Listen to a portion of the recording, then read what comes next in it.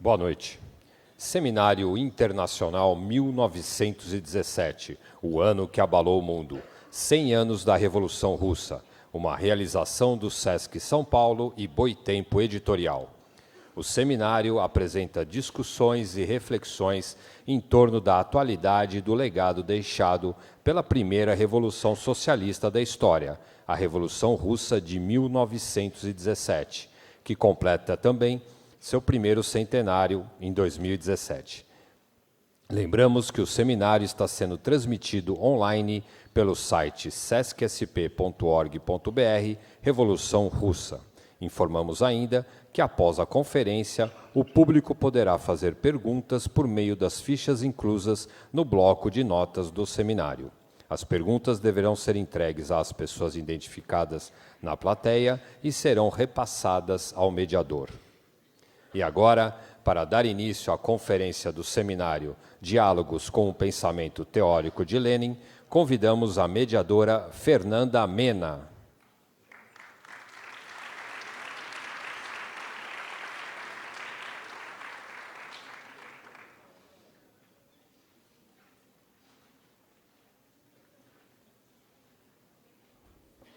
Boa noite. Como já foi apresentada, meu nome é Fernanda Mena, eu sou jornalista. Em nome do Sesc e da Boitempo Editorial, gostaria de agradecer a presença de todas e todos aqui nessa noite para o Seminário Internacional 1917, o ano que abalou o mundo, sobre o centenário da Revolução Russa. Aproveito também para agradecer ao Sesc e à Boitempo pelo convite para conduzir o debate de hoje, intitulado Diálogos com o Pensamento Teórico de Lênin, que consistirá na conferência de Tariq Ali, seguida de 10 minutos de comentários dos debatedores, no caso das debatedoras convidadas, e, enfim, a abertura para perguntas delas e do público, que vai poder enviar as questões por escrito, por meio dos assistentes que circulam na plateia e já podem fazer desde já podem começar a enviar desde a conferência do Tariq essas questões.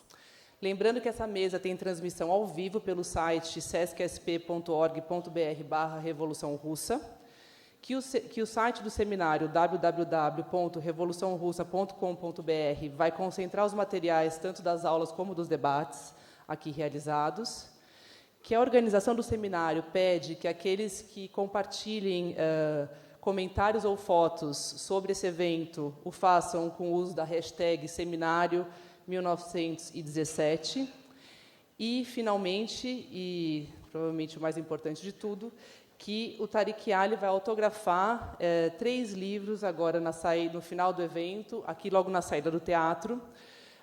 O primeiro deles é o livro que está sendo lançado pela Boitempo, que reúne o Manifesto Comunista e teses de abril do Lênin, ambos os textos comentados por um texto do Tariq Ali. O livro dele, também publicado pela Boitempo, O Poder das Barricadas, uma autobiografia dos anos 60. E, finalmente, uma coedição do Sesc e da Boitempo, chamada 1917, o ano que abalou o mundo, que concentra textos relativos a este seminário. Também lembrando que a Boitempo está lançando uma coletânea chamada Arsenal Lênin, que tem tudo a ver com as 2 mesas de hoje. Então, queria convidar primeiro as nossas debatedoras. Queria convidar ao palco, primeiramente, a historiadora Virgínia Fontes, professora da Universidade Federal Fluminense, da Escola Politécnica da Fiocruz e da Escola Florestan Fernandes, do Movimento Sem Terra, doutora em Filosofia Política, as da ponta, por gentileza, Virgínia, pela Universidade de Paris 10, e autora de Reflexões Impertinentes e de O Brasil e o Capital Imperialismo, entre outros livros. Em segundo lugar, eu queria convidar à mesa, ao palco, Marly Vianna, professora aposentada da Universidade Federal de São Carlos, que leciona no programa de pós-graduação em História da Universidade Salgado de Oliveira, autora de Revolucionários de 1935, Sonho e Realidade, de Política e Rebelião nos anos 1930, entre outros livros. E, finalmente, o nosso conferencista de hoje, autor de mais de 20 livros sobre história e política, jornalista, escritor, cineasta e ativista político com foco em relações internacionais. Ele é um dos editores da prestigiosa revista New Left Review, Foi o responsável pelo texto comentado dessa edição que a Boitempo lança agora, do Manifesto Comunista e de Tese de Abril, um paquistanês residente em Londres, que também acaba de lançar fora do país o elogiado Dilemas de Lênin, Terrorismo, Guerra, Império, Amor e Revolução, ainda sem tradução no Brasil. Senhor Tariq Ali, seja bem-vindo.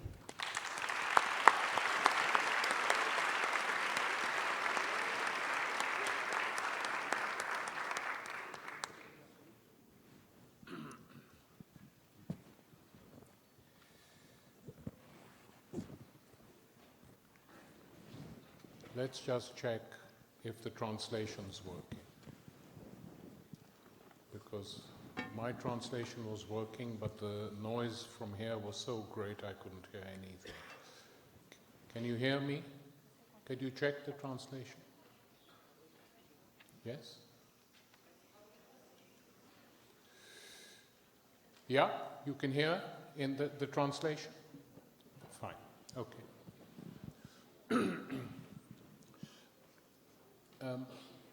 I was very pleased to receive an invitation from Boitempo that to commemorate the centenary of the Russian Revolution. I myself am a director of a publishing house in Britain called Verso, which is associated and was founded by the New Left Review.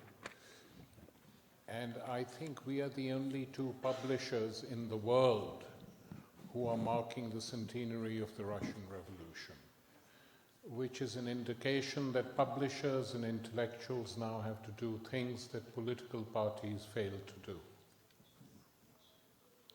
But let's get down to Lênin.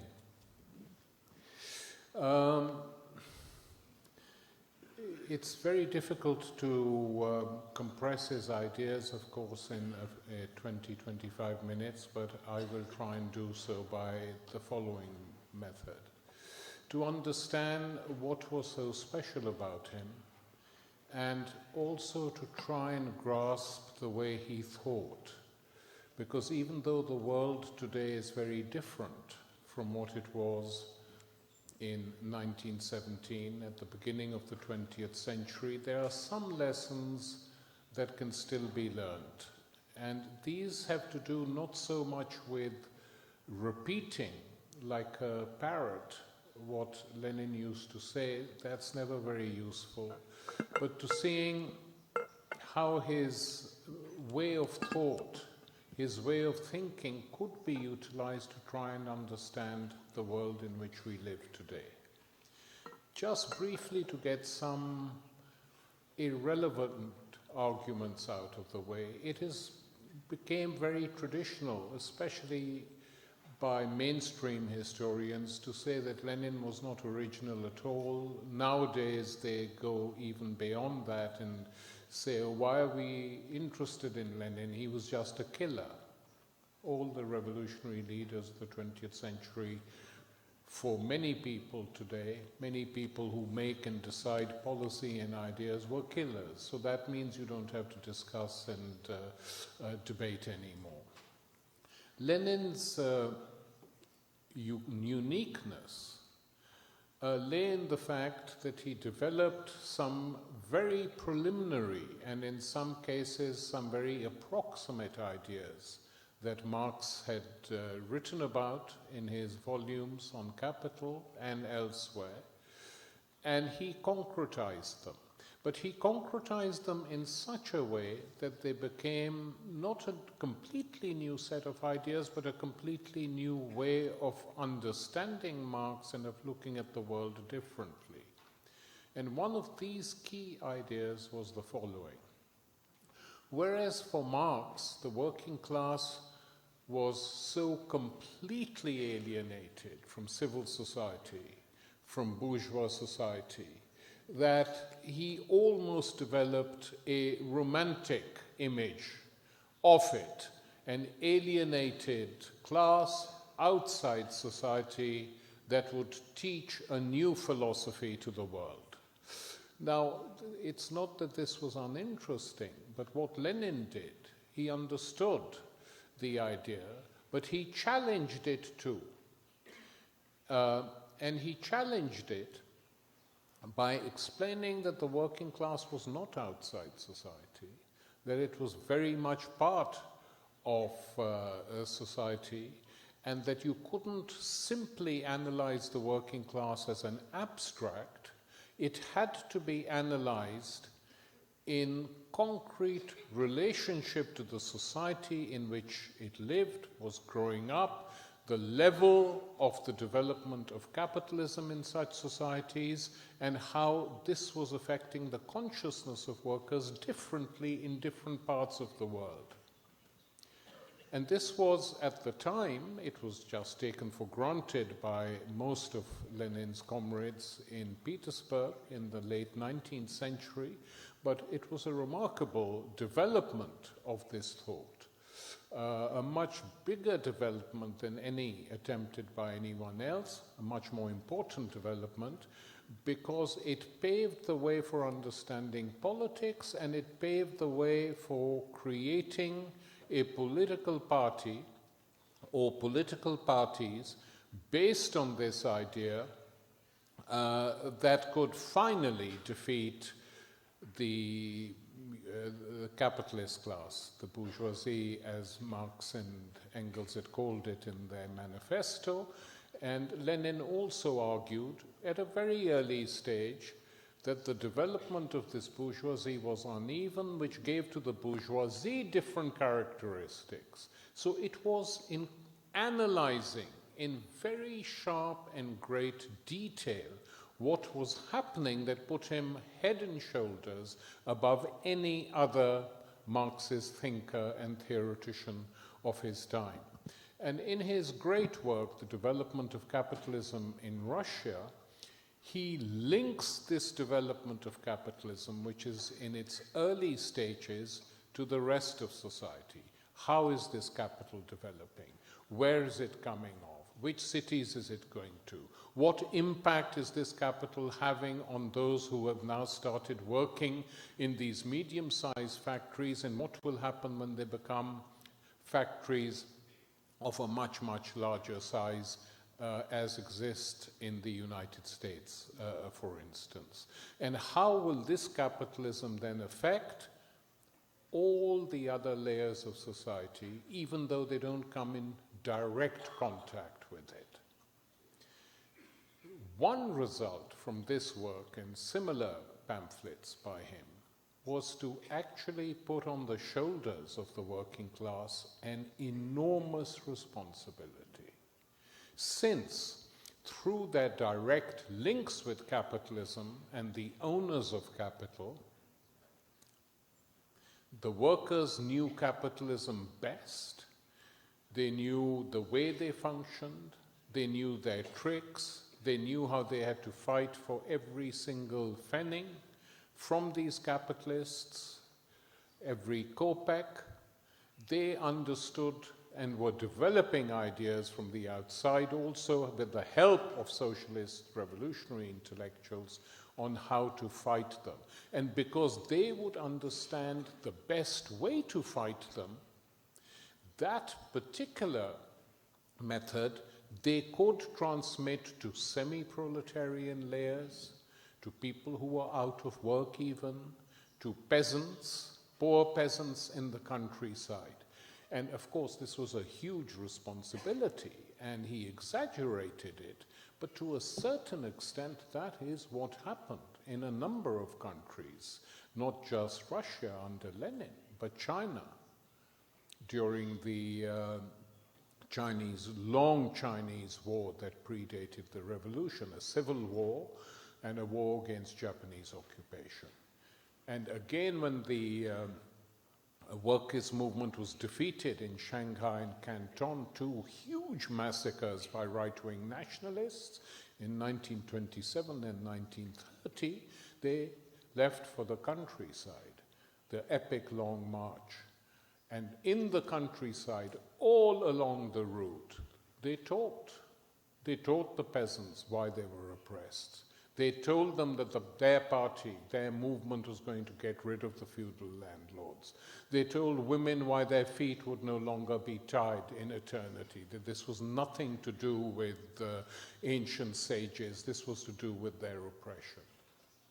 So in this way, these ideas traveled the world for much of the 20th century. The second point I want to make about Lenin is this, that whereas if you look at the Soviet Union and the 1917 revolution historically, we have to see it as the third of the three great European revolutions. The English Revolution, next year, just as a footnote, next year Putin and the Orthodox Church in Russia will be celebrating the Romanov dynasty. That is going to be their celebration, celebrating Tsarism. And will be attacking the Bolsheviks for executing them, etc. But someone should point out to Putin that the countries he tends to like Britain and France, these are the countries from where the Russians learned how to kill the king. It wasn't exactly an original idea by the time the Russians, the Bolsheviks had to do it in the middle of a civil war. But the point I was going to make was this, that whereas the English and French revolutions of the 17th and 18th centuries in Europe would have taken place even if there had been no Cromwell, no Danton, no Robespierre, no Mirabeau, someone else would have done it, because that was a movement which was unstoppable. The Bolshevik Revolution of 1917 was a carefully thought out, considered revolution. It didn't happen by accident. It was fought for. And it was fought for by a group of people, largely intellectuals, who felt that this was needed, but despite this, they couldn't agree with each other on the timing of the revolution or whether a socialist revolution should be taking place at all. And this is where Lenin's importance is huge. Because it could be argued, and social democrats argued, that a particular reading of the Communist Manifesto said that a socialist revolution could only take place in countries which were the most advanced countries in terms of capitalist development and the development of productive forces. That's the only place where it could be happened. So when the February Revolution in Russia happened in 1917, many Mensheviks, many conservatives, some Bolsheviks thought, okay, let this revolution proceed. We can't do anything because our time has not come as yet, because the capitalist forces, the productive forces in Russia have not developed to that extent. And so we just wait, we don't do anything, some propose we just become inactive and give our support to this weak, pathetic bourgeois government which was incapable of doing anything till our time comes, maybe in 40 or 50 years. Against such a passive view, Lenin fought with all his might. And he convinced them, he had to first convince his own party. When he came back from exile, he could see what the situation demanded. The First World War was going on. And Lenin understood that if we don't make the revolution, at a time when the Tsarist structures are disintegrating, who knows when we will get a chance again? A majority of the Central Committee of the Bolshevik Party disagreed, with the exception of Alexandra Kollontai, the feminist Bolshevik, who backed the April theses. The others said, no, this is madness. He then had to use which he also had predicted, that working class consciousness will rise very quickly, and soldiers will soon begin to desert because the war is not serving their interests and there are famines in the countryside. And he used a rising working class consciousness and told his colleagues, the workers are already ahead of you. The soldiers leaving the army in tens of thousands are already ahead of you. What are you going to tell them to do? And he fought and fought and fought and finally won the majority of his own party around. And once he had done that, they were ready. Then they had to do two things. He wasn't going to make a conspiracy because there was no, why should he? They waited till they had won a majority of the votes in two key Soviets, in Petrograd and in Moscow. Now, Soviets as an institution were a dynamic contribution of the Russian masses, workers, soldiers, peasants, to create independent bodies that represented people from below through direct elections, no intermediate. And it was easy to do it in Russia because the official parliament was corrupt and seen as such. And so Soviets became an independent form of working class peasant soldier representation.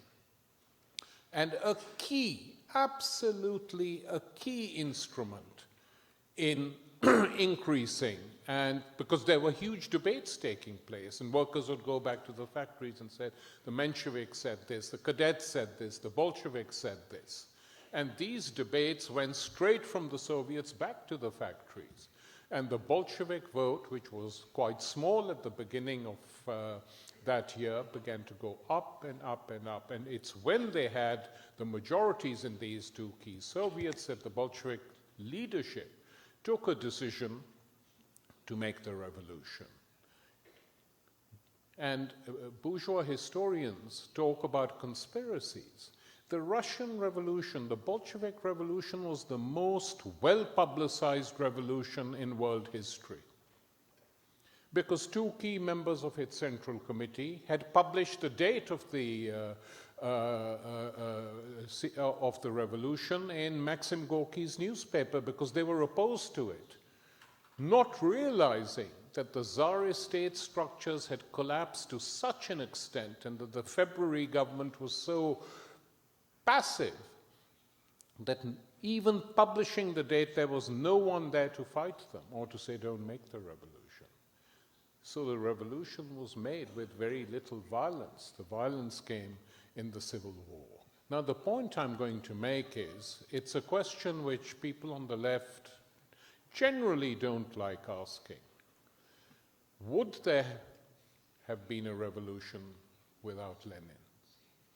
In my opinion, not. I have to be honest. In my new book, The Dilemmas of Lenin, published in English recently, I have argued that there's a big debate on the role of individuals in history which has gone on within the left for many years, and not just the left.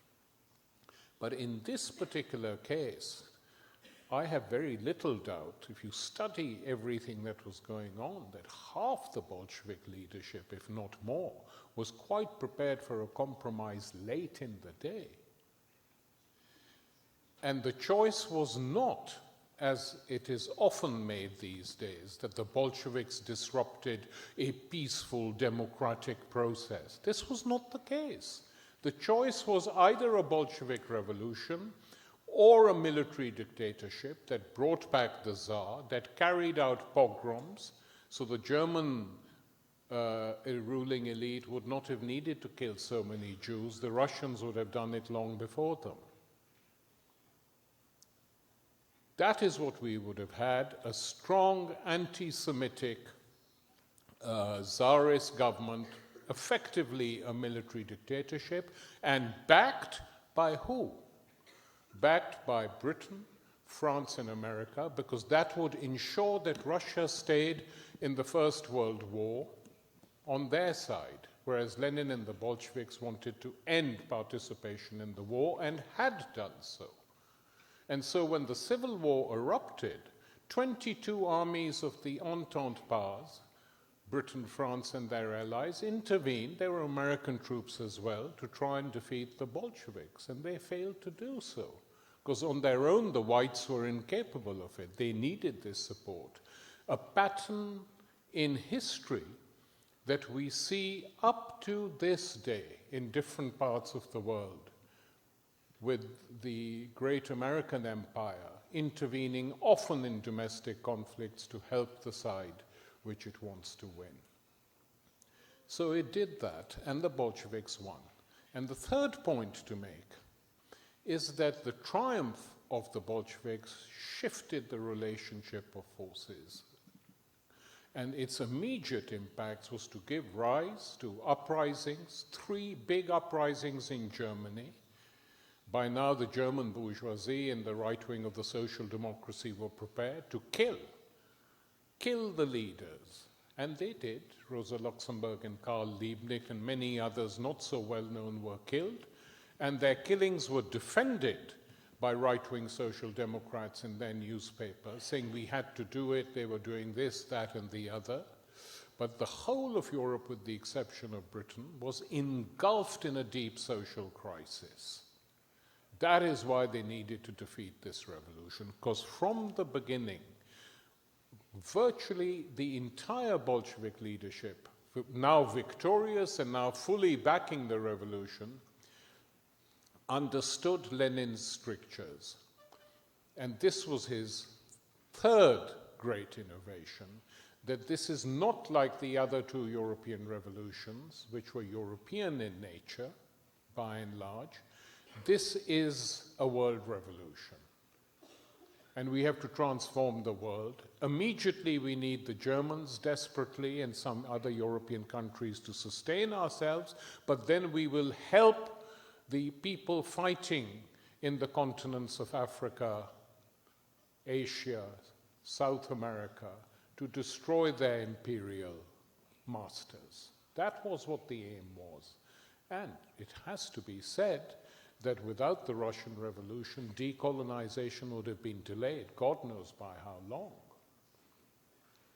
It certainly propelled that forward and produced a set of other revolutions in the world. So the 20th century was, without doubt, a century, as Lenin put it, of wars and revolutions. Its successor century, the century we live in today, one could almost call the opposite, a century of wars. Yes, the wars still go on. A century of wars and counter-revolutions. That capital fights through its institutions and, when necessary, with its force, to try and prevent any upheaval that challenges even its most narrow-minded interests, as those expressed by this form of what is called neoliberal capitalism. And they fight everywhere, in the Arab world, in Eastern Europe, here, there, and everywhere else. So we are, in one sense, living through bad times, including in your country, Brazil. These are not good times for the left. But the choice, a Leninist choice, is not to pretend things are which they are not, but to understand the scale of the defeat and the scale of the setback, without which no recovery is possible. That is a key thing that has to be understood in different parts of the world. So Lenin's absolute obsession with political strategy was very necessary, and that is something which remains vital today. I sometimes read long, very learned texts, Marxist texts, or texts which even say they're Leninist, without any politics in them at all. And that is something which most Marxists of the early 20th century would not have understood. Because for them to be a Marxist was not just to be a teacher, but also to be involved and engaged and active in a movement, what Gramsci called an organic intellectual, an intellectual linked to something, however small and big, that tries to alter the conditions in which we live. The last important fact of Lenin's contribution was that, having seen what had happened in his own country, the Soviet Union, having seen the failure of the revolution to spread to the rest of Europe, there was one discussion on exchange between him and Trotsky during the Civil War, where they discussed quite frankly, what are we going to do if the White Armies backed by the West win? What the hell are we going to do?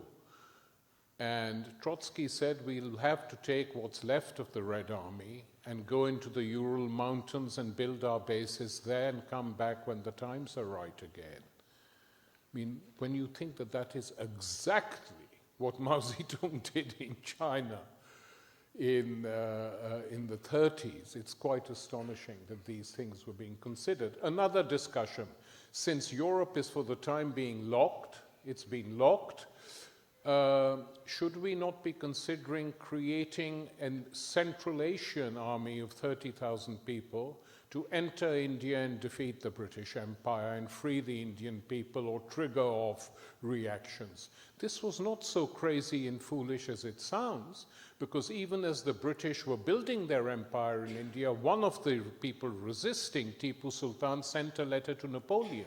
This was in the 18th century. And saying, Citizen Napoleon, I am the king of this southern part of India. We're fighting the British. Is there any chance you could bring your armies here to help us? So an attempt by the Bolsheviks to do this might or might not have met with success. We don't know. But the fact that they were considering it meant that they were thinking in broad sweeps. It was the longue durée. They knew nothing could happen immediately. And Lenin's last struggle in the last 3 years of his life was directed against his own party, against his own bureaucracy. On what questions? The growing bureaucratization of the party. And he wrote public articles in Pravda, short, sharp essays, demanding what needed to be done. One of his essays was so inflammatory that the Politburo said, maybe we shouldn't publish it in Pravda, we should publish it in an issue of Pravda just to show to him but not distribute it. That was, voted out, and the text was published. And most importantly, what he said in that period, something which I've never forgotten, was, we know nothing. In a temper and a rage with how things were going, he wrote, we know nothing. Now, for a Marxist leader to say we know nothing, whereas many Marxists think that they know everything, because just reading Marx gives them that understanding, is actually one of the more remarkable things this guy said. And he said it because, of course, the one thing Marxism could never teach them, because Marx and Marx's writings were always an approximation, was how to wield power. That had never entered Marx's head seriously. There's nothing in his writings which gives you a blueprint or an outline even of that. And Lenin now here we are, we've taken power, and we are having huge problems because some of our theories have not been fulfilled. The revolution hasn't spread to Germany. And we are turning in on ourselves. And he wrote, my fear is that we who came to power pledged to destroy every remnant of the Tsarist bureaucracy are slowly being swallowed up by this bureaucracy itself. And this bureaucracy might be the victor unless the revolution renews itself. Now, this level of thinking disappeared tragically from the communist movement soon after his death.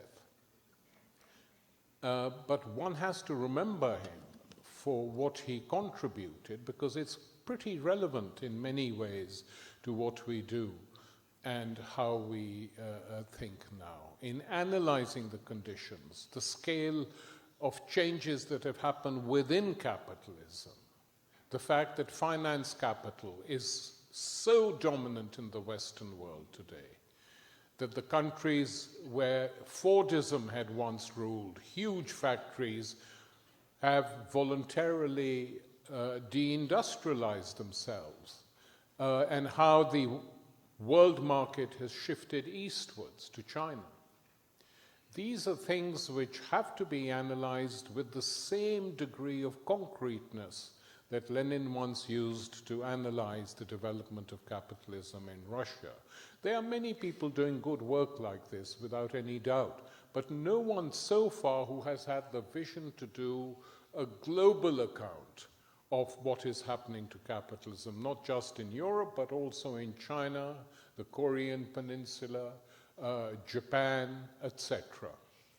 Because that is how the future, that is where, in many ways, we could say, the future of the system, the capitalist system, is going to be divided. And in the meantime, attempts to rule simply by force, to keep the system going simply by force, cannot work forever. I mean, the United States is the world's largest military power. Larger, 8 times larger than the 7 countries after it. And they could destroy the world if they wished. But I think Trump hasn't said that so far.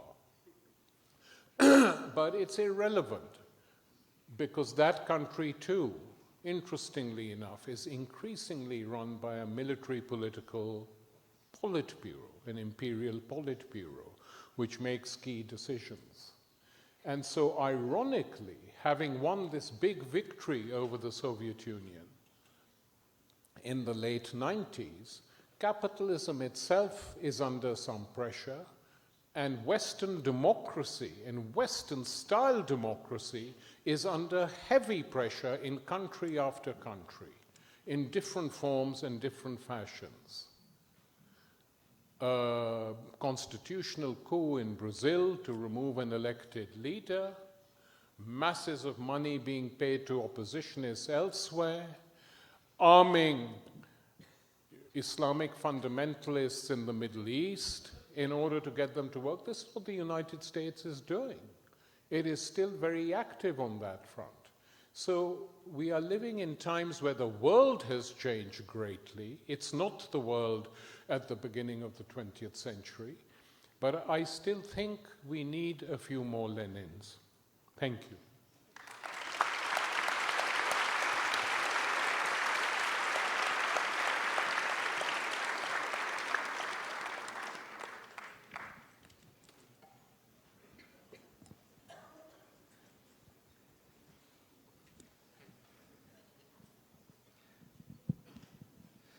Obrigada. Tariq, seu microfone. Marly, acho que a gente podia começar, então, por você. Pois não, pode. Pelas suas considerações. Se você já quiser colocar questões para o Tariq, a gente já começa assim. Sim, gentileza. Eu tenho apenas 2 questões que eu gostaria de colocar. A primeira delas, se eu entendi bem, se foi a tradução, quando ele mencionou a Revolução Inglesa, a Revolução Francesa, eu tive a impressão, pelo menos a tradução foi assim, que a Revolução Russa teria sido uma revolução criada por intelectuais que acreditavam nela. Então, eu gostaria de saber se eu estou certa, de fazer uma pequena observação. Quer dizer, sobre a Revolução Inglesa e a Revolução Francesa, eu acho que é perfeito a situação objetiva estava levando a essas transformações. E eu penso que o mesmo se pode dizer da Revolução de Fevereiro de 17, que foi uma revolução anti-guerreira e anti-czarista. O que eu penso que o Tariq tem absoluta razão é quando ele fala do desenvolvimento desse processo, quer dizer, do papel de Lênin na transformação desse processo numa revolução socialista. Aí, então, eu acho que, embora os marxistas sempre comentam que a história não é feita por personalidades, mas essas personalidades contam. E eu sou daquelas pessoas que pensam que o papel de Lênin foi fundamental nesse momento da transformação dessa revolução, que seria, se tivesse parado aí, uma revolução antiguerreira, antitsarista, uma revolução, uma república liberal burguesa. A segunda questão é uma questão que é muito discutida e é uma questão através da qual Lênin sofre muitas críticas, que é sobre a questão da consciência de classe ser levada à classe operária de fora. Quer dizer, eu penso, não sei se tenho razão, que Marx não fez esse tipo de observação, talvez porque a situação na Inglaterra, a situação na Alemanha, era outra, né? É só nós pensarmos que Hilferding escreveu o Capital Financeiro, ele era de origem operária, e o Capital era lido pelos operários. Já numa Rússia com uma população quase 80% analfabeta, talvez você não pudesse esperar, porque para um processo revolucionário, você tem que ter uma cultura política, né? E isso era muito difícil naquela situação. Enfim, isso eu estou sugerindo seria uma das respostas, mas gostaria muito de ouvir a sua opinião sobre essa tese de Lênin, que a consciência de classe deve ser levada de fora, porque essa questão da consciência de classe, que sempre foi vista de uma maneira muito maniqueísta, pelo menos aqui pelo nosso partido, né? O próprio livro do genial Astrogildo Pereira faz esse comentário. Em 17, com as greves de 17 e com a Revolução Russa, o proletariado brasileiro adquire consciência, em 1922 cria o Partido Comunista e parece que a consciência de classe foi dada daí para sempre. E como Thompson vai mostrar, e nunca nenhum clássico marxista falou nisso. E essa questão da consciência de classe é uma questão muito discutida, que interessa muito, eu acho, a todos os que estão preocupados com as transformações sociais, e eu queria ouvir a sua opinião sobre essa posição do Lênin da consciência de classe indo de fora para dentro do movimento operário. Era isso, Virgínia, o tempo é todo teu.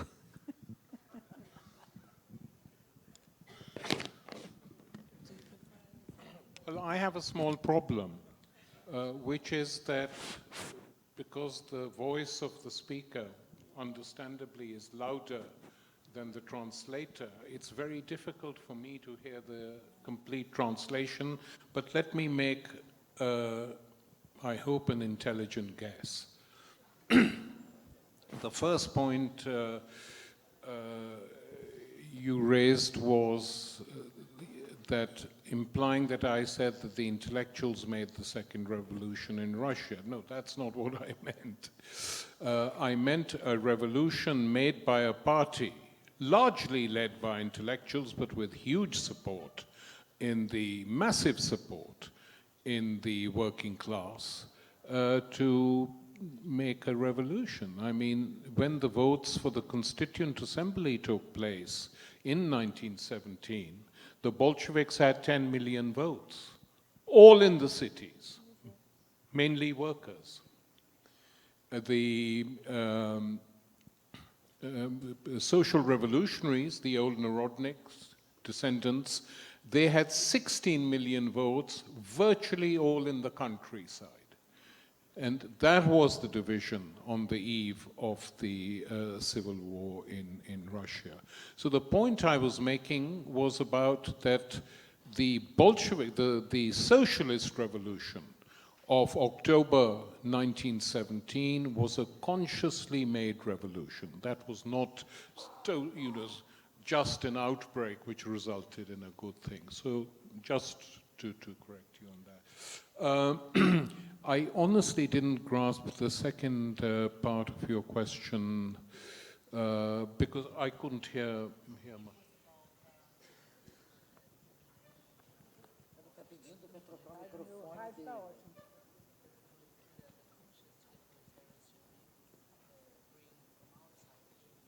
Yeah.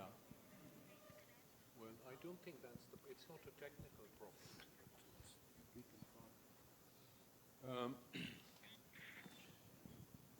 Yeah, no, this is a debate, this was a debate on how parties are built, which took place in Russia for a long time. And on this, Lenin's contribution was, I think, absolutely massive and correct, that it was from the outside that a working class militancy, trade union militancy, would not automatically generate a socialist consciousness. And the country which was the strongest in trade union consciousness was England, of course. And this is the one country where you never had a mass socialist or communist party. But in all the other countries, starting from Russia and of course in Germany, this consciousness was, it's not even taken from outside, implies an alien force. It's many workers were won over to these ideas through study circles, through meetings with male and female political activists who carried out different tasks, so that when there was a rise in consciousness, there was a strong layer of advanced politicized workers in these plants. And if you study books which have been written more recently, they make this very clear on what people were saying. Because a lot of archive now have been published, what seems trivial, but which is very important. Why did 3 women workers in a factory join the Bolsheviks rather than the Mensheviks? Often for one reason alone, that the Bolsheviks were better at opposing the war. You know, quite interesting things like that. So I don't think that is a very disputed idea. Even the anarchists who said that a spontaneous way forward is the only real way forward, I mean, they intervened like hell from the outside, the anarchists in Russia and elsewhere. The first big parties of the 19th century in Russia were anarchist populist parties who had a clear line. They had a much tighter discipline than the socialists who came after them, because they needed this discipline because they were killing czars and chiefs of police and people like that. So it's always a combination of these two things, and Lenin, of course, theorized it very strongly, and many of his supporters in the 20th century misinterpreted it, but you can't blame that on him. Vou passar a palavra, então, para a Virgínia. Boa noite. Boa noite a todos e a todas. Eu queria, em primeiro lugar, agradecer a honra de estar aqui. É uma satisfação enorme estar aqui nessa mesa com a Marly, com a Fernanda, com o Tariq Ali. Agradecer ao SESC e à equipe inteira da Boitempo, em especial a Ivana, e ainda as meninas lá da Drica, que se ocupam da gente o tempo todo, e em especial um agradecimento para os tradutores, que têm feito um trabalho excelente. Então, eu imagino que estejam ali em algum lugarzinho, que eu não consigo ver, mas fica aqui o agradecimento. E, bom, eu vou fazer 2 questões e um comentário um pouco mais amplo. Então, a primeira questão, eu gostei muito da apresentação, eu acho que tem uma coisa muito interessante. Eu vou tentar atualizar, trazer as questões, os desafios que o Tariq mostrou, que estavam presentes no Lênin, para hoje, e ver um pouco como é que a gente pode pensar se o nosso desafio hoje é fazer revolução. Né? Então, a primeira questão, que é uma questão bem clássica, o nosso desafio contemporâneo é reforma ou revolução? Essa é a primeira pergunta. Essa é fácil de fazer como pergunta. A segunda eu acho que a tua intervenção mencionou a importância que o Lênin atribuía à produção de conhecimento e a responsabilidade que ele atribuía à classe trabalhadora. Eu estou inteiramente de acordo com isso e acho que esse é um desafio feito pelo Lênin, não só pelo Lênin, né? Por todos os revolucionários clássicos, históricos, desde o século XIX até hoje, que é um desafio duplo. produzir conhecimento com base na verdade das relações sociais e ter certeza de que a classe trabalhadora é capaz de compreender isso. Então, acho que esse desafio, que parece uma coisa muito simples, é um desafio gigantesco. Em parte porque as universidades cresceram muito e a construção do conhecimento vai sendo pautada, seja por carreiras acadêmicas, seja por disputas entre determinados grupos, e eles vão se descomprometendo dessa relação fundamental, que é produzir o conhecimento das relações sociais efetivas.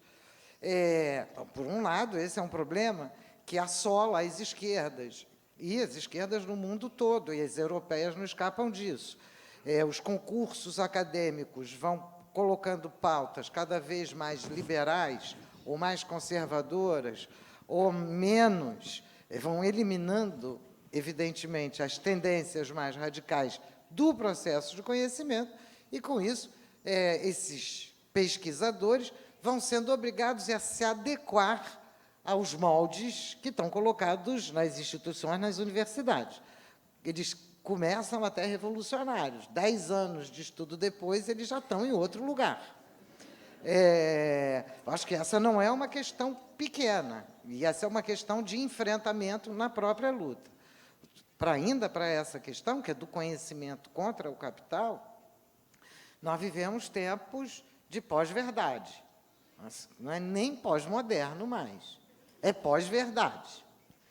Então, é uma sequência altamente mediatizada, mas não só, a própria mídia centralizada, proprietária, tem dificuldade, hoje, de estabelecer uma pauta única, porque essa pauta está, em boa parte, constituída através de blocos que só falam dentro daqueles blocos, ou dentro de determinadas bolhas de comunicação, como, por exemplo, as igrejas, ou algumas igrejas, ou alguns grupos. Então, a gente está assistindo, e, de certa maneira, uma enorme dificuldade do conjunto das esquerdas de enfrentar a questão da comunicação da verdade. Isso é, agitação e propaganda não é só dizer o que o outro deve fazer, é trazer as relações reais para que o outro possa tomar decisões. E eu acho que essa era uma questão que você suscitou e que eu acho que é das mais inquietantes, porque, de certa maneira, eu acho que Lênin, como Marx, tinha uma enorme confiança na classe trabalhadora. Em que pé está essa confiança na classe trabalhadora? Digamos, no conjunto dos estudos que a gente está assistindo na New Left Review, na Verso, ou nessa produção, que é uma produção grande, na esquerda contemporânea, capaz de não decidir qual é o caminho, mas entregar as armas para a classe trabalhadora. Por isso que eu gostei muito do título da coleção da Boitempo, que é o Arsenal Lênin. Mas é isso mesmo. O Lênin é um arsenal. Ele não é uma... O Lênin, a Revolução tem 100 anos. Em 100 anos mudou muita coisa. Então, essas são as duas questões. Reforma, revolução, verdade, conhecimento e classes, ou classes trabalhadoras hoje. A terceira é mais uma reflexão, um pouco à luz do que a gente ouviu hoje, hoje de tarde, que foi quando eu pude vir, a tarde toda, e um pouco trazendo algumas inquietações com as quais eu venho trabalhando. Então, digamos, hoje na mesa exatamente anterior, saíram as frases, acho que foi até a Sofia que trouxe, da famosa frase do Lênin, análise concreta da situação concreta, e eu acho que no conjunto do debate saiu a dificuldade do duplo enfrentamento, que está claríssimo, tanto para Marx quanto para Lênin, ainda que eles não possam ter todas as respostas. Qual é o duplo enfrentamento? Capital. O foco central é trabalhadores contra capital. E o segundo foco que vai colado para aí é a questão do Estado. Como enfrentar o conjunto da organização do Estado. Qualquer que seja a resposta, essas são duas questões fundamentais. Ora, nós estamos assistindo no capitalismo contemporâneo uma concentração e centralização da propriedade que não tem paralelo na época do Lênin. Assim, basta os estudos da Oxfam para dar uma ideia, não precisa nem fazer um estudo. Piketty, o pensamento liberal, tá prestando atenção nessa centralização e nessa concentração. E ela é dupla. Isso é, ela é uma concentração que é corporativa, são empresas com grande poder, mas, além disso, ela é uma concentração pessoal de condições ou de recursos sociais da produção hoje. Então, são duas modalidades que a gente tem de enfrentar. Isso é, qual é a composição da burguesia hoje e as formas de extração de valor. Porque essa era uma questão crucial. De alguma maneira, o Lênin ele está assistindo e ele está se interrogando, e você trouxe isso na tua intervenção, analisando como a expansão do capitalismo estaria alterando para cada grupo social a sua maneira de viver, de ser, etc. Ora, na situação contemporânea, a contraparte dessa concentração é a redução da classe trabalhadora a uma classe trabalhadora sem direitos, a uma classe trabalhadora escalonada entre um pequeno grupo com direitos e uma grande massa sem direitos, mas devotada ao trabalho sem jornada, sem contrato, sem a famosa jornada sem fim. Não tem a história sem fim? Então, agora tem a jornada sem fim. Há lutas, há muitas lutas, mas os resultados dessas lutas, e não são poucas as lutas, no mundo inteiro, parecem ser ainda muito pequenos. Um dos elementos que eu queria trazer, eu acho que a gente precisa estudar a intervenção burguesa hoje no cenário político. Além de analisar as formas da extração de valor, tentar analisar o que as burguesias, em português cotidiano, chama o empresariado, porque é assim que eles se apresentam, os empresariados estão fazendo de maneira a manipular, torcer, penetrar no Estado, integrar o Estado, definir o que faz esse Estado. E não são só as corporações. É uma infinidade de entidades sem fins lucrativos, uma infinidade de fundações, comunidades empresariais voltadas para a responsabilidade social. É uma infinidade. Juntos pelo desenvolvimento sustentável, movimentos todos pela educação. Tudo isso é entidade empresarial. São grandes corporações e grandes fundações pertencentes a corporações que estão dentro do Estado brasileiro. Então, essa situação da presença burguesa dentro do Estado, embora a gente esteja estudando o caso brasileiro, não se limita ao caso brasileiro. Esse está no cenário internacional. Você tem uma rede, uma malha de entidades internacionais empresariais hoje no mundo, a tal ponto que os tribunais são privados, as consultorias são privadas, são as que formulam as legislações, são entidades, muitas sem fins lucrativos.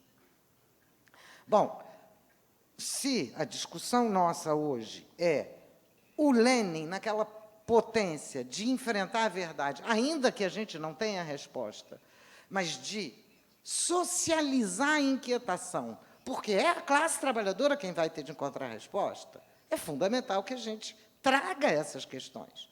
Então, de alguma maneira, é um pouco perguntando o que é que nós temos hoje, nessa massa de produção, que traga elementos para além, e aí eu vou fazer uma provocação, para além da definição de que nós estamos na fase neoliberal do capitalismo. Porque a dificuldade dessa definição é que supõe que é possível voltar a um bom capitalismo não neoliberal. Voltar para uma situação... antes ele não era assim. É bom lembrar que, aqui no caso brasileiro, ele nunca foi estado de bem-estar social. E que, portanto, e o que me parece é que não tem volta. A expansão do capitalismo e do imperialismo colocam exigências para a gente de entender a atuação burguesa hoje na extração de valor, nas formas de organização do Estado e nas formas de convencimento e truculência exercidas sobre as classes trabalhadoras. porque essas entidades empresariais estão convencendo os trabalhadores de que esse é o único mundo possível.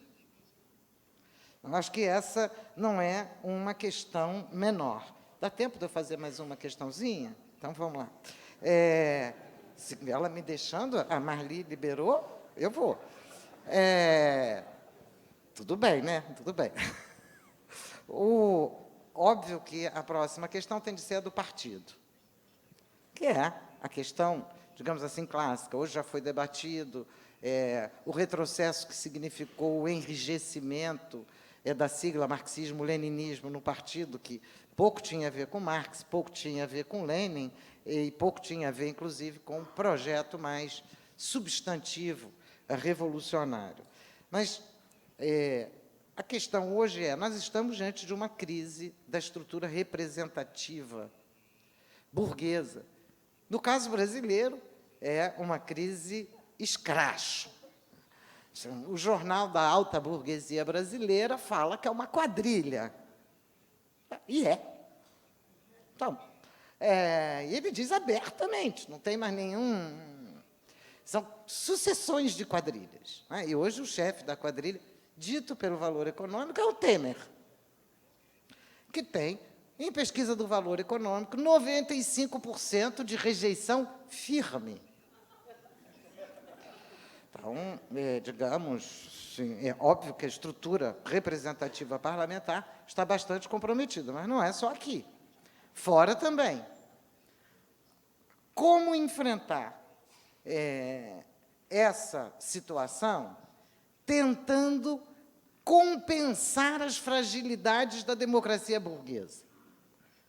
É possível fazer isso? Tem algum sentido dentro dos desafios do Lênin esse tipo de comportamento? Ou esse é o momento de enfrentar decididamente essas condições? Por que essa pergunta? Porque há uma dúvida grande se o que nós estamos assistindo internacionalmente é um aumento de um protofascismo, que não seria mais um fascismo como o historicamente ocorrido, e, nesse caso, todas as alianças seriam viáveis e necessárias, ou se, ao contrário, o que nós estamos assistindo, que é onde eu tendo a acreditar, é uma degeneração do capitalismo por sua expansão e não por seu retrocesso. E ele não para de se expandir. E a degeneração não é a degeneração dele capital, a degeneração é da humanidade e da natureza. É preciso tomar cuidado para não dizer o capital está em crise. Não, em crise estamos nós. E eu acho que o que a gente precisa é enfrentar o grau da derrota e enfrentar o capital. E não tentar, mais uma vez, remenda justa. Acerta. Até a pergunta é, isso ainda é remendável? É ainda possível um projeto de remendo do capitalismo nas condições contemporâneas? Acho que seriam essas as questões.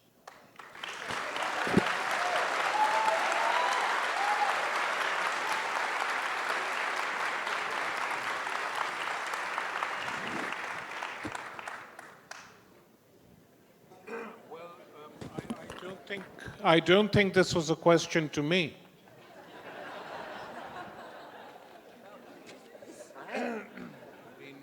I agree with much of what she said. But I think, a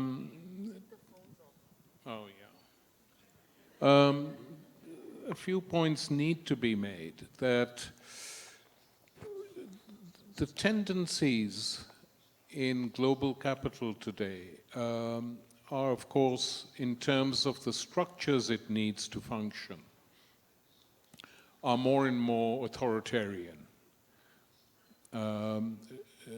There's a very interesting sociologist in Germany called Wolfgang Streeck, who has been writing a series of books now, explaining not just the crisis of capitalism, but the decline of democracy. And increasingly convincing people, in my opinion, that democracy itself is under very serious threat from capital and the way in which capitalism functions. Now, Wolfgang Streeck doesn't come up with solutions. I mean, not that he doesn't have any, I'm sure, but because it's very difficult. And people who think it's very simple to come up with a solution to all this are living in a different world. That's why when I spoke, I said we're in a very different situation from the one that greeted the world at the beginning of the 20th century, that this is an epoch of counter-revolutions.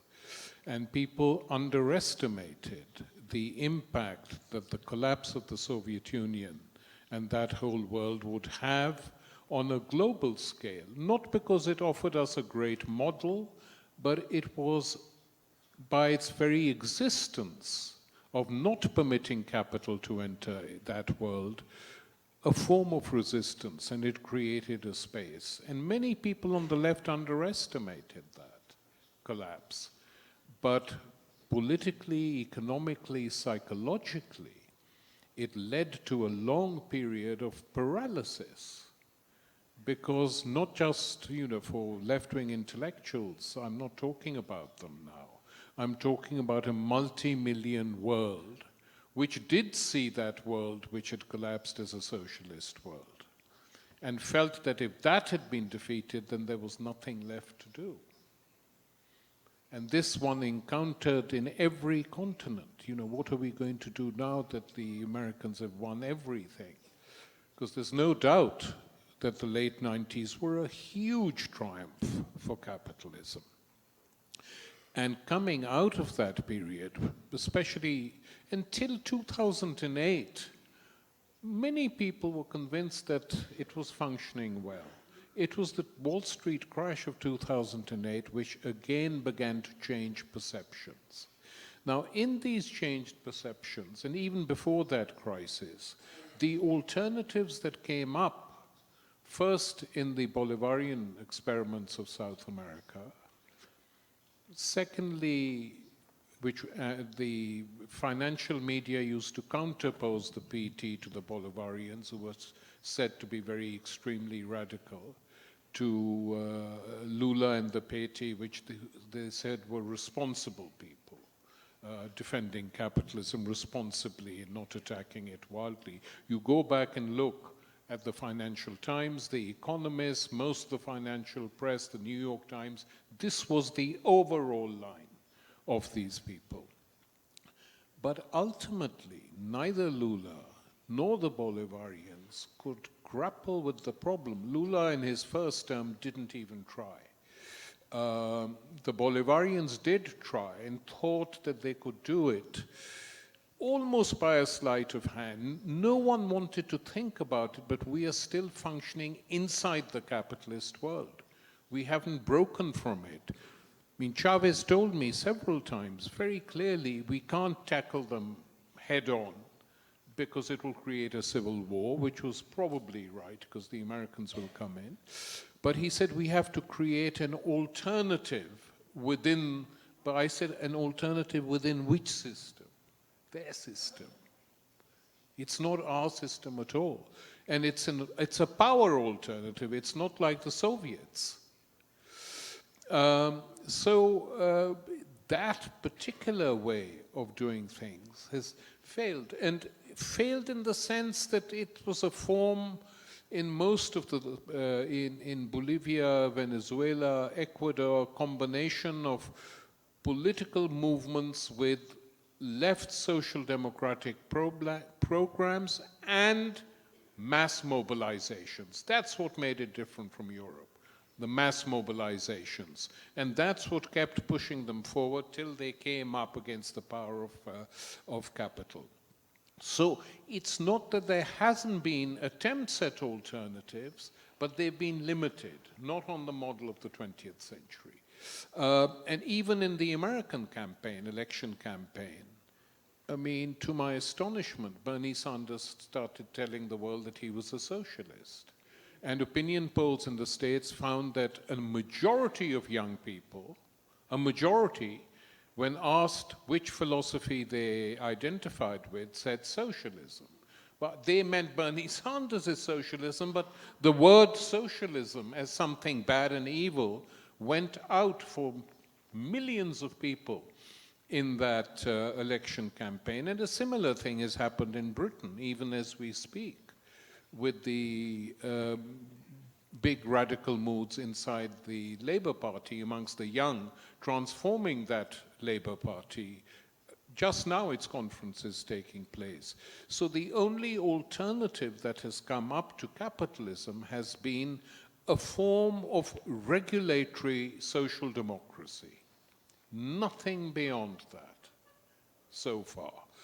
That is the world we live in. Now, I mean, obviously, I think, however limited these movements are, one has to support them, or critically, but one should give them support because there's nothing else out there.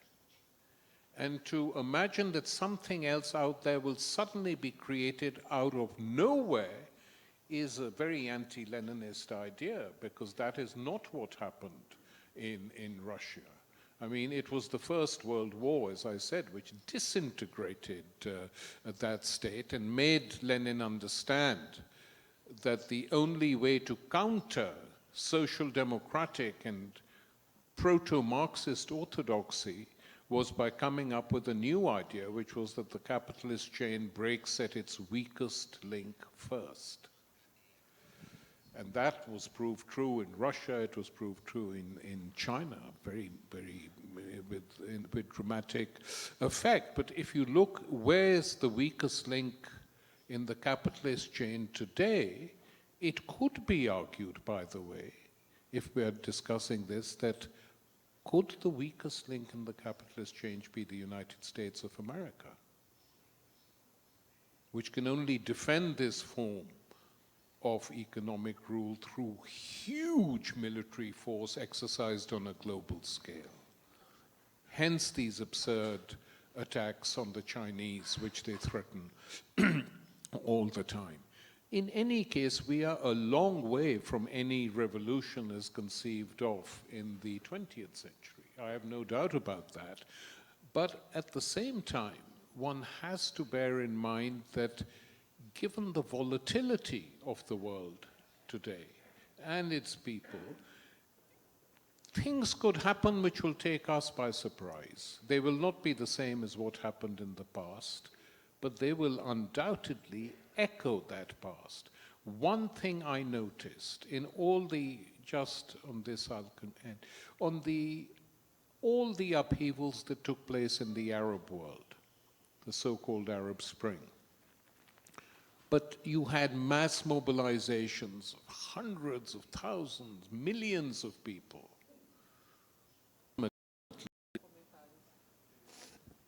Well, the International Organization of Capital in today's world is very different from what it was then. At the time, for most of the 20th century, in fact, till the Second World War, the world was divided up into empires. The European empires had fought the First World War, and one faction of European imperialism had to be rescued by the United States from the other. So the United States entered the world as a power after the First World War. But still, it was the European powers which had the direct colonial rule over large parts of Africa, Asia, etc., parts of South America. They ruled indirectly through investments, etc., like Argentina, Chile. But that organization of capital was transformed with the ending of the European empires. And the United States became the dominant power, you know, not crushing the other empires, but working in collaboration with them, but very much treating them as subordinates. So all the global institutions of financial power today are dominated by the United States, even though the International Monetary Fund is permitted a European. And even when one of these Europeans is caught raping a young woman, he is removed and replaced by another European, and they are warned that she might be very corrupt, but they carry on like this. But effectively, the United States is the dominant global power in terms of the organization of capital. And the simplest way to defeat global capitalism would be if there was an upheaval in the United States of America. I'm joking on one level, but I'm not on another. That it would require a massive uprising in the United States for capital to be toppled globally.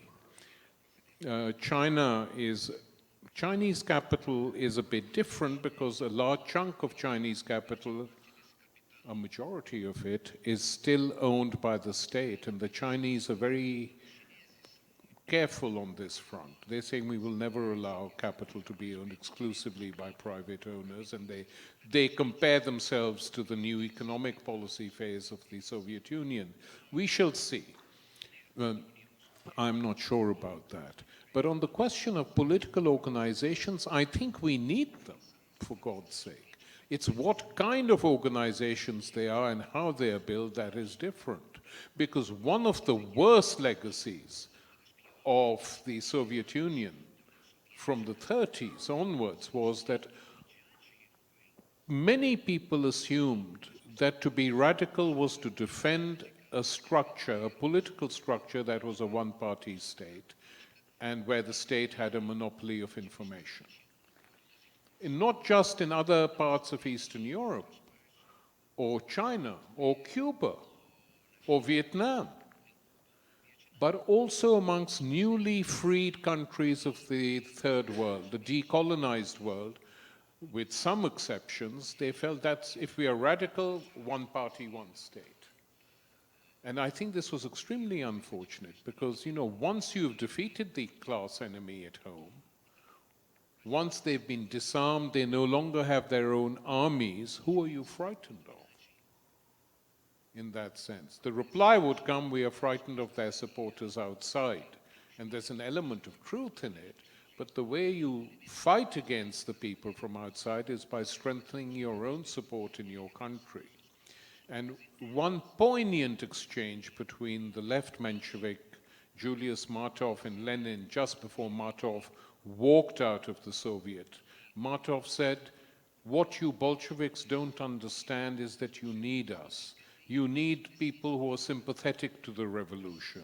You need people who support you in many ways. And you need us because we will be your conscience and we will make sure that the health of the revolution remains. It's very difficult now to deny that. I mean, had these small parties even stayed, a lot could have been different. But we do need political parties. I don't think you can accomplish anything without them. And we are all taken up by occupations. But in the end, where did they go? The American occupations of the squares. Very sweet, very nice. But where is it? What were its demands? Who thinks about it now except the people who participated in it, and then they observe its anniversaries? It's a sort of fake politics, really. I mean, I don't have anything against it. I'm just saying it's not very effective. And some of the political movements that arose in South America did have some good ideas, and I think that these should be explored. The one model I think we should reject is the old Soviet model, especially after Lenin's death, of having parties without any debate, without any democratic structures, etc. That is what most of the bourgeois parties have become. And we have to do the exact opposite. And one of the other things, if Streeck is to be believed, that what we have to do, the left has to defend democracy, not as a set of rituals, but as a necessary accountability. Democracy as accountability, holding these politicians to account and kicking them out whenever necessary. And you can't just do this as individuals, you need to be politically organized to do it.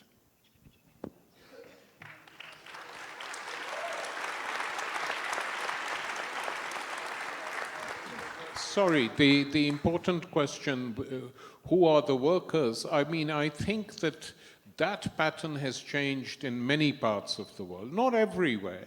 The largest proletariat, in a traditional sense, that exists today, is in the People's Republic of China. I mean, massive number of peasants leaving the countryside, entering the cities of China, working in factories. It is huge, you know, huge. Millions and millions of workers. And don't think that they are dumb or that they don't protest. They do. It's not a nationally organized protest. Factory occupations take place, in which many of the ideas we're discussing come up, because some of these ideas don't go away. There have been occupations in Chinese factories where the workers have said to the Chinese party leaders in the factory, you call yourselves communists, you say you're a communist party, we are the workers in this factory. How come you don't give us any rights? Whose party are you? So there are a lot of these things taking place, so, but not organized and not on a national scale. Also some small unrest in the countryside, where private capitalists have gone and taken away some gains that the peasants thought they had forever after the revolution. As to who do we consider as the big agency of change, I think we have to think about this. Obviously, it's not the old one. Then who is it? And I think a different definition is required now for working people. People who sell their labor power, who do it in different ways, who do it often in extreme conditions of so-called 0 hours work. You know, they can be called out any time. I mean, some of the work being done in countries like Britain, I give you an example, where workers collect every morning in huge warehouses the size of this, and an employer sends his lorry, and some foreman picks out 20 or 30, say, okay, go away, we just need these people today. In other words, a regression, a reversion to the worst types of capitalism is taking place today. And against this, we need an organization, but also they will not be able to do it on their own. In a way, we can say that a large section of society, not simply factory workers or people who work in plants, are becoming, within inverted commas, proletarianized. And they too have to organize themselves. And it will be a combination of those who feel that they are being crushed, that they have no role to play in how the country runs, in how the state operates, who will join. So it will not be anything that we have seen before, because the forms of capital have changed with the third technological revolution, which of course started on the west coast of the United States. The new technology, can't ignore that. At the same time, this technology makes it possible to involve more people in democracy, in democratic actions than ever before. It's not a thing that is reactionary as such. No, it's something that can be used to enhance popular democracy, democracy of working people, democracy as a whole, and it's very interesting how this system is often used to override the mainstream media and its prejudices and its biases. That one article in the internet which challenges 4 or 5 slanders that have been made against progressive politicians sweeps a country, especially the young, who now, for that reason, many of them don't read newspapers. So everything is changing. Everything that was thought as solid, it's not quite melting into air, but it's melting.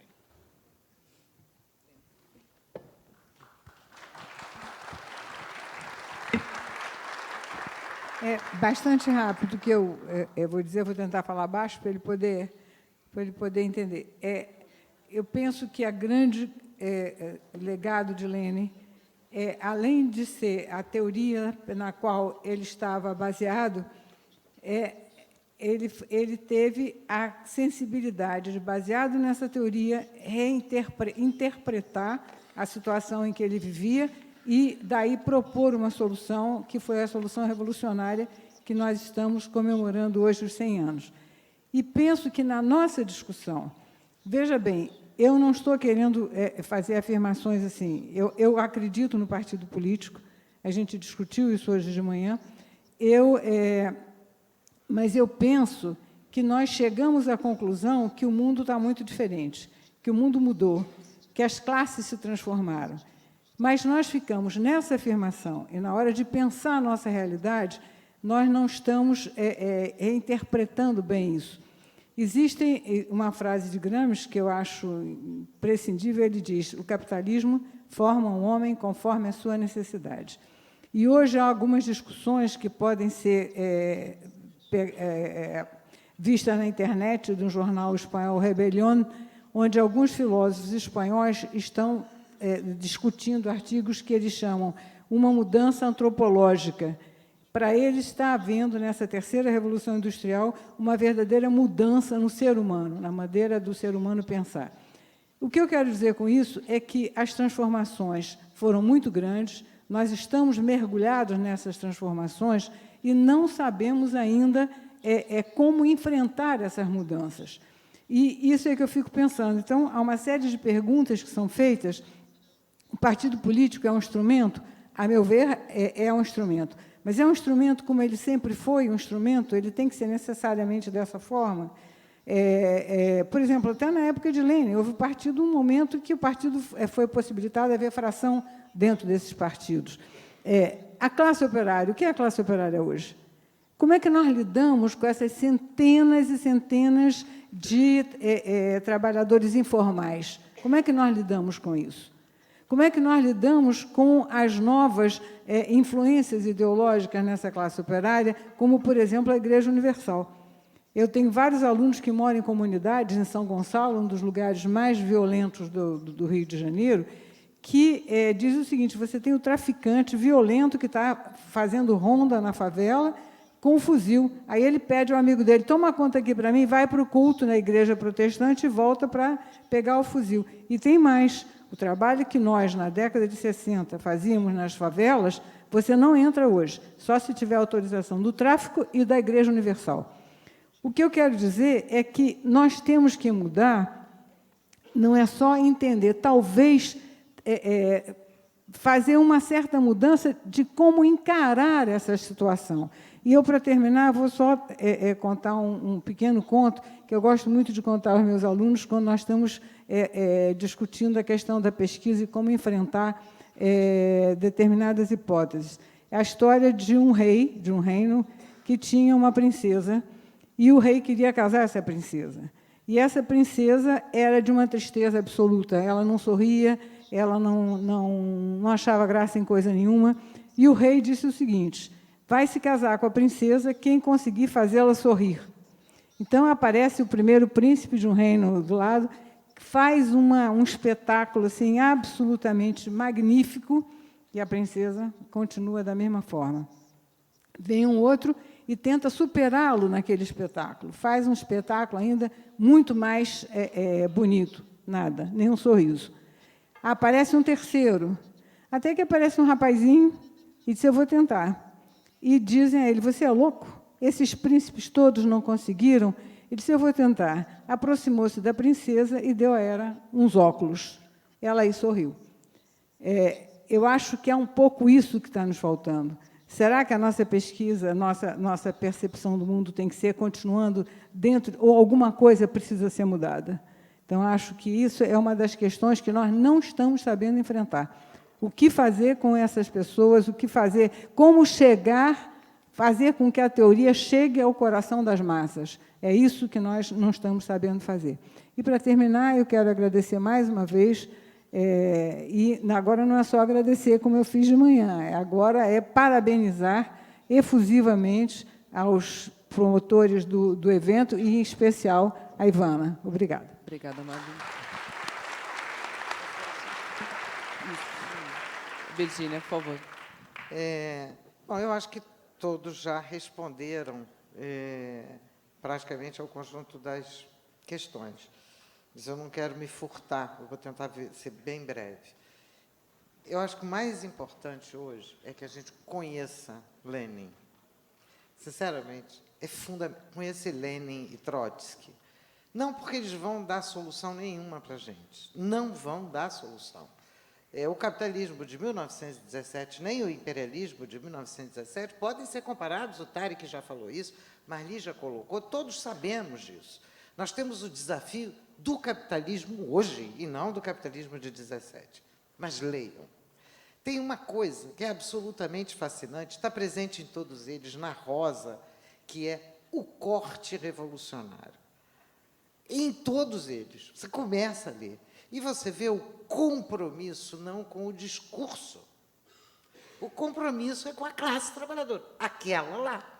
E com o enfrentamento do capital. Isso é uma coisa que, de alguma maneira, me parece que a gente perdeu.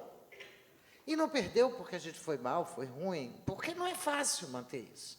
E não é fácil manter isso, o Tariq talvez tenha colocado um dos pontos, a derrota da União Soviética é a derrota da classe trabalhadora.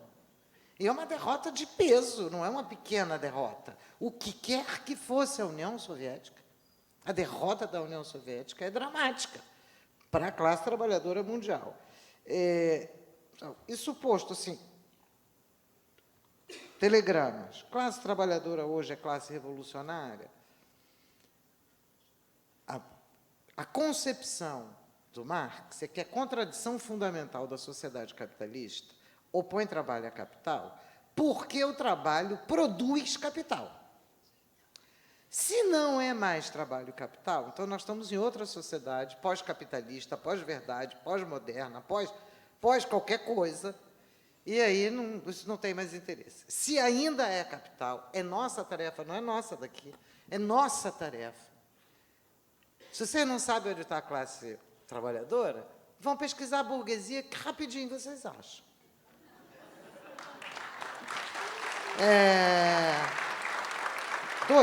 Acabou o tempo? 2. Então, portanto, o partido, acho que também isso já foi colocado. Não é possível não enfrentar o Estado. Portanto, não é possível fingir que não tem Estado e ficar nas praças fingindo que não tem Estado. Bom, é ótimo, é uma luta, e é uma luta de verdade, e coloca questões verdadeiras. Não basta atuar por dentro do Estado, como, de alguma maneira, os partidos se colocaram. Essa é a disjuntiva. Vamos para a luta. Não tem chave analítica que diga, é contra o Estado, mas tem de enfrentar o Estado. Não vai ter alguém que vai dizer a organização é essa. O Tariq colocou aqui claríssimo. Hoje a gente começa a ter novas formas de assembleias, de definição populares, com massas de trabalhadores, ou não vai. Agora, como que elas vão ser? Não é claro. Classes dominantes de hoje e do tempo do Lênin. A escala é outra, a escala é infinitamente maior do que no período do Lênin. É quase incomparável. O Lênin pensa e exprime, e ele tinha razão. Em 17, no período antes da Primeira Guerra Mundial, a escala da concentração de capitais havia mudado a qualidade do capitalismo. E isso seria o imperialismo. Eu acho que ele tinha toda a razão. Se ele tinha toda a razão, lá em 17, nós estamos devendo aqui, porque a escala de concentração e centralização do capital hoje não tem comparação com o período lá. Então, onde estão as nossas análises sobre essa escala de concentração e essa capacidade de produzir massas trabalhadores em condições de escassa resposta e organização política? Esses são os nossos desafios. Um deles, eu acho que é importante, por isso que eu insisto que a classe trabalhadora tem de analisar a burguesia, porque a burguesia já analisa a gente. Então, a gente tem de analisar a burguesia. Onde está a extração de valor, como estão as formas de organização, concentração, centralização do capital, etc. E uma das maneiras é a anestesia da classe trabalhadora, tanto pela penetração dentro do Estado, esterilizando as democracias, não só nos processos eleitorais, mas esterilizando na prática. Desde 1968, o Banco Mundial, por exemplo, tem uma atuação direta com a pobreza e com a chamada sociedade civil. E nós estamos fazendo o quê? achando que é ótimo uma pobretologia nascida do Banco Mundial? Então, nós temos desafios. Eu acho que os desafios estão postos. Eu acho que o Tariq trouxe essa atualidade do Lênin como questões que nós temos de responder. Mas as questões que estão colocadas lá são as essenciais, a meu juízo.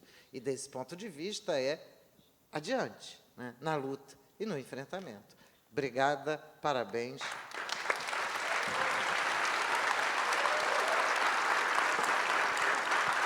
Obrigada a todos. Queria agradecer, lembrar que o Tariq vai estar autografando os livros agora na saída do debate. Agradecer ao Tariq, Virgínia e Marly pela participação, ao SESC e à Boitempo pela organização. Boa noite. Você viu, né, Fernanda? Eu não sou muito indisciplinada, só um pouco. Mas deu quanto tempo que eu falei? Ela me deu tempo. Imagina se eu não vou aproveitar.